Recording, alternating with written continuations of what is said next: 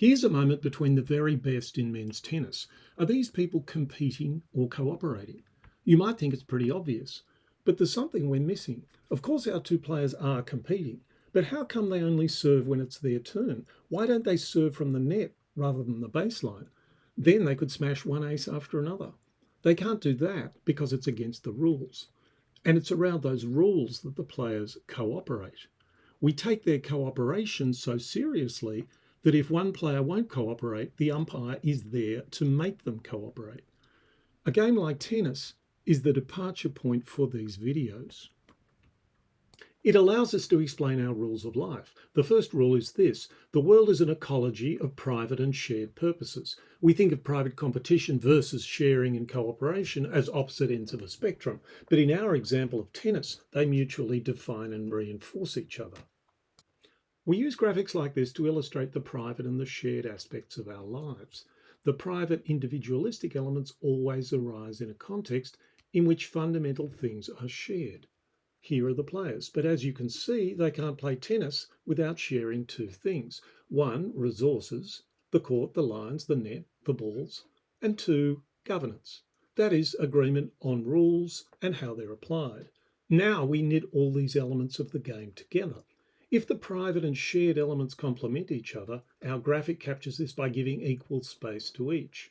Where they balance each other, their ecology is healthy. In sport, where competition works within the rules, the fiercer the competition, the better the game. But what if governance is weak? Imagine a Wimbledon final without an umpire. Now the players compete harder, but only by arguing about line calls. As the shared aspects of the game decay, it degenerates in two ways. One, it's worse to watch and play, and two, it's less fair, rewarding aggression ahead of skill. This illustrates our second rule of life. Where private and shared purposes reinforce each other, their ecology is healthy. Where they undermine each other, that ecology becomes unhealthy. An invitation to inefficiency, an obstacle to excellence, an on-ramp for cheating, a leg up for the pushy, an engine of oligarchy. This series gives us a new way to see how these problems fester all around us. Just as a game of tennis is its own specific ecology of private and shared purposes, so too is a school, a job, a profession, social and mass media, a government or a nation. Today, the shared aspects of each of these institutions are being colonised by private interest and by one faction ahead of another.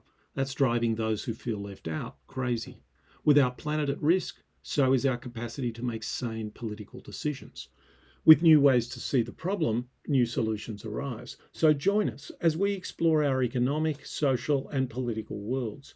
We're thinking of big systemic problems, but we always start by exploring the everyday. It all starts with another ecology of private and shared endeavour, a conversation.